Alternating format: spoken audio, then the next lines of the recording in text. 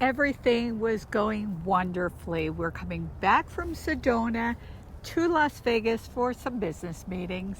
You know, we went to this great big party and it was just a great time, but then I started to not feel so well and it kind of progressively got worse. So now Dan was getting sicker and sicker, and I wanted to take him to the urgent care to see a doctor. You know, urgent cares, hospitals, emergency rooms like behind us, not my thing, and I just kept saying no emergency room. And then I knew this was getting really serious. Luckily, we were here in Las Vegas. This is a home base for us. We have a lot of great friends. And a friend of mine brought me over a pulse ox. And when I put it on, his oxygen level was at 60, which is immediately a call for an ambulance. I mean, it was bad. And at that time, I think I was kind of slipping in and out of consciousness. The next thing I remember is, it was kind of funny, there was probably 4 or 5 different ambulance and firemen and policemen and all kinds of things, and they were trying to get me out of the RV. It's just very strange to wake up in your bed in the RV and have that many people in there with you, but they couldn't bring the stretcher in, so they were trying to figure out a way to pick me up and get me going so I could get on the stretcher outside. So now we arrive at the emergency room. And well, you know what? Let me just tell one quick story before we get to the emergency room. I kind of knew that this was really, really serious when they got me in the ambulance and we started to go to the hospital and they turned the lights and sirens on. Now, I was a fireman for many years back in Pennsylvania, and I got to tell you, they just don't do that unless they need to get there fast. Right. And I guess my mental state was just to get here, find out what was going on, have them fix him, and we can move on. But here we are in the emergency room, and they're doing all kinds of tests, all kinds of people are coming in and out. And I was told that if they think it's COVID, then I have to leave. That's the protocol, and that's a protocol. It's different in different areas of the country, but that's basically the protocol. So then 20 minutes later, somebody came in and said, we're going to test him for COVID, and I had to leave. What a feeling. Yeah, you know, and they call it COVID protocol. And we're going to talk just a little bit about COVID protocol.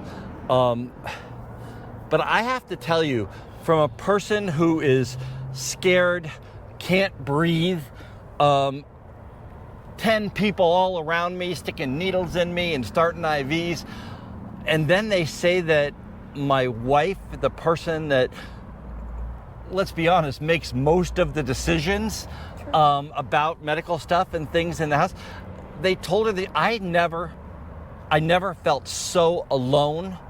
And I think my fear factor went from a 5 to a 15 in that 1 minute period. Yes, and I guess at this point I was still trying to keep myself together. I had called one of our kids because he had been calling, so I just wanted to let him know that Dad wasn't feeling well.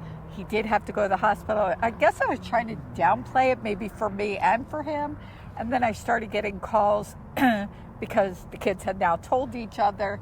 And so at this point, I'm trying to navigate that. But then I get back to the RV, and now I'm standing there realizing that I've never been alone in the RV.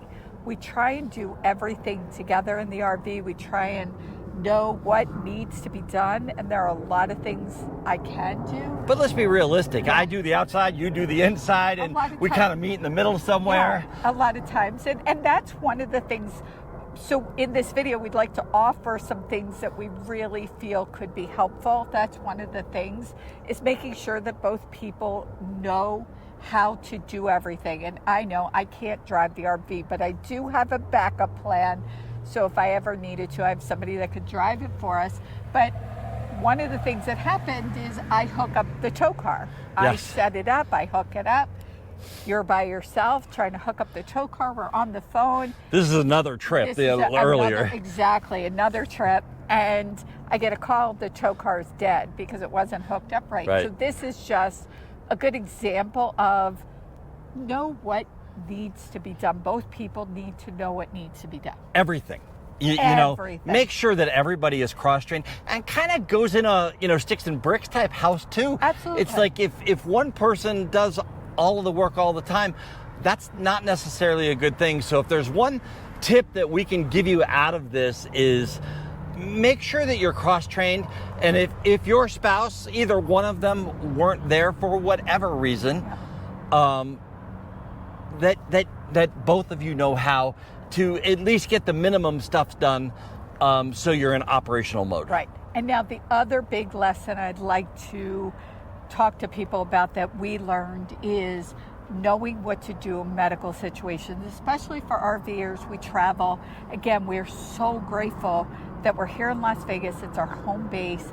Had so much support, and I just want to thank everybody for all the support. But knowing what to do, first of all, the address where you're at, making sure when I'm calling for an ambulance, being able to get that address, being able to remember the spot, the site number, all of those things are important. And we talk about you, me, and the RV. Right. They've put together, I guess it's a magnet, but it could also like go on the inside of a cabinet or something. And I'll put a link to the video where they introduced it, but it's a really great thing. Now, Patti has adapted that and put it in her phone. So whenever we get somewhere, you put all the information in your phone. Right. But I just think that this dry erase board approach of, they ask me, I'm in and out of consciousness, and they're like, what hospital do you want to go to?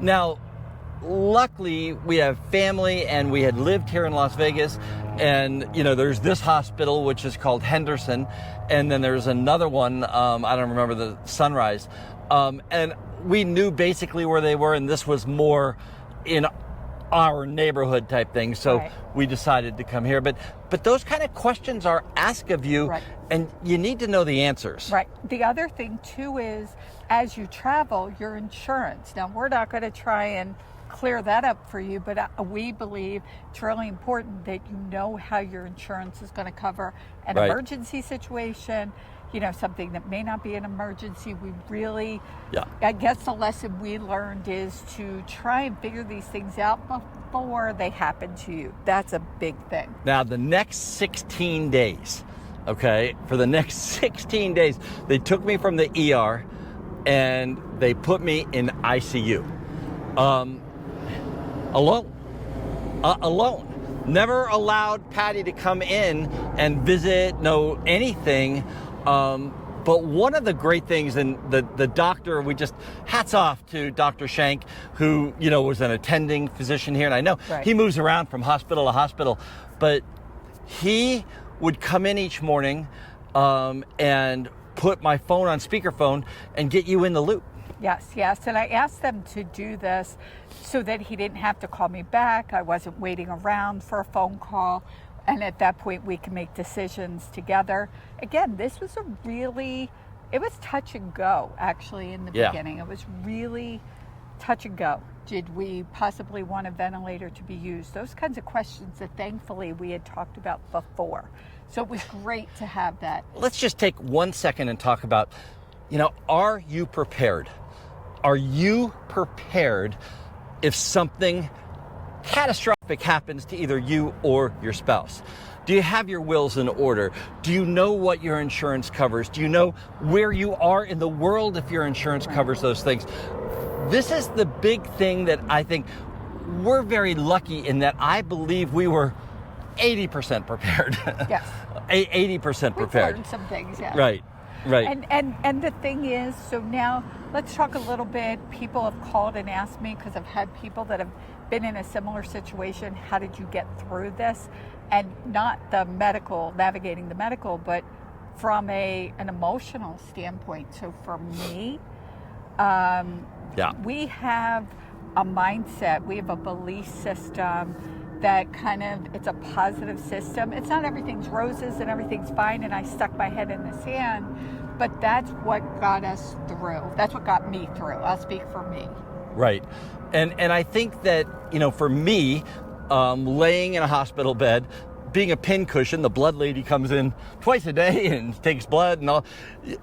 You have to have a good, positive image that you're going to get out of this and you're going to get through this. Because if you don't, it's a tough road. Right. You know, if you don't, it's a really tough road. Now, after 16 days of ICU, being isolated, the only people I saw were my nurses and the doctor.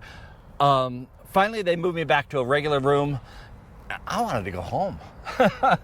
And here's where mindset really plays into it. So I knew that him being home, being in his own bed, having the food that he needs, people don't eat hospital food, you know, it's very important. And that all goes to a lot of Jell-O. Yes, only red. Only red Jell-O for me, yeah. But that's how, you know, I think that's how we both survive this.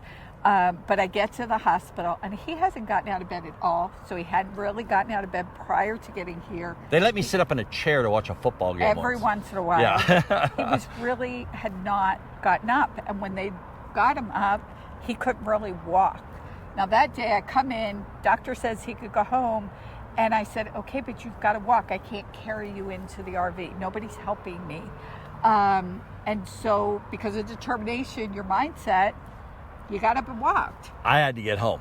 They told me I had to walk from here over to the counter. I did. And then the therapist said, well, and this was kind of Patty's doing, we got these steps at home. So they put me in a wheelchair and they took me to a gym that had like this staircase thing in it. And they made me walk up and down this staircase, not once, but twice. Right. And again, they wanted to make sure, and I wanted to make sure, him being home, it was a safe environment. The last thing you want is for somebody to fall. So again, I think we want to thank the hospital, the staff, our friends, the nurses, everybody that was here at the hospital, the ambulance driver, everybody, our people. I did post on social media so I could let people know what was going on. It was the easiest way to do it. And the support that we got, I can't tell you how grateful. People reaching out, what could I do? How could I be of support? And that was truly amazing. You know, it's kind of funny because, again, we're a fairly new YouTube channel, about 6 months old, and we had a pace of how many new subscribers sign up every week. And through this almost 3-month period that we have not produced any videos, zero. Yep. That pace kind of kept up. Right. So we still are getting subscribers. So we truly appreciate the people that are coming out. And you know what? We have a plan. Yes. We're coming back. Right. We're coming back. We're going to do regular videos once a week. We're going to start that on February 3rd, Thursday. I think it's going to be 4 or 5 o'clock Pacific time, which would be 7 or 8 o'clock Eastern time. We'll post it, but we'll have a video every single week on that Thursday. And then from there, we'll add additional videos as we go along the way. But one of the things I just want to really talk about, and I want you to talk about it really, is while I was laying on my back being a pincushion, not doing much of anything, my wife kept working, and she booked a speaking engagement and a booth engagement at the Seattle RV show. So again, it's about mindset and having a lot of time on my hands. We had spoken to Patrick at RV Life, and we had spoken about, you know, going to a booth, going to an RV show, having a booth and speaking. That's what we do. And so he reached out and he said, are you guys good for February? And I'm thinking, well, Dan's in the hospital and I'm not sure. But again, mindset. I just focused and believed. So I said yes, and I figure we'll figure it out. And here we are on, you know, course to get to that RV show. And, you know, it's something we're really looking forward to. And we really appreciate the people that continue to believe in us. And, you know, that mindset gets you to start. When I walked out of the door of this hospital behind us, I was on a walker and I could do maybe 10 yards. And, you know, here we are yesterday, and I just looked at my phone app yesterday, you and I walked around the RV park where we are over 2 miles. Right. Over 2 miles. And again, a lot of progress from not being able to walk for 3 weeks. Right. It's still very hard. There's still a lot of challenges. This is a very, very difficult thing to come back from. And it wasn't just COVID. It was a double pneumonia. And, you know, there's all kinds of things like, what do they call it? A macro, just a micro stroke. So my foot doesn't work the way it's supposed to, but it's getting better every single day. And that, again, I think that's a great place to wrap up because... Well, before we sign off, I just want to do a couple shout outs. Okay. Okay? Shout out. Oh, yes.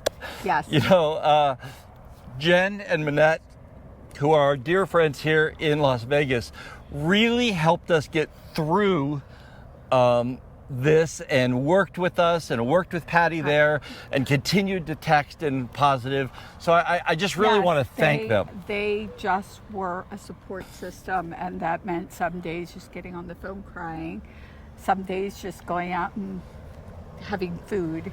I can't thank them enough. And then my best friend. I also have to thank, Bob is our best friend, and I've taken over. He got on a plane and flew out here from the East Coast.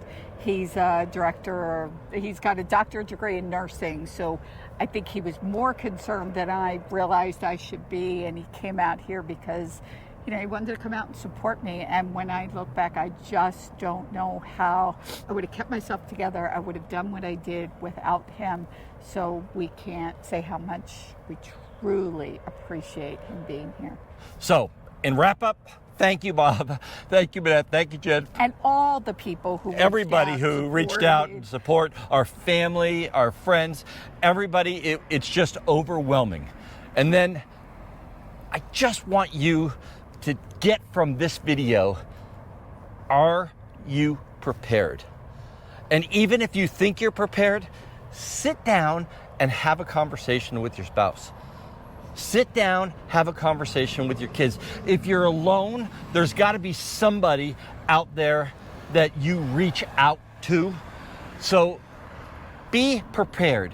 Be prepared legally, be prepared mentally, be prepared for anything that can happen, because I guess, you know, RVers that are full-time RVers that live on the road, that don't have a house to go back to, we might be at a little more risk of things happening because we're out doing a whole heck of a lot more than most people are. That is very true, very true. With that, we want to say to everybody, have a great rest of today. And an even better day tomorrow.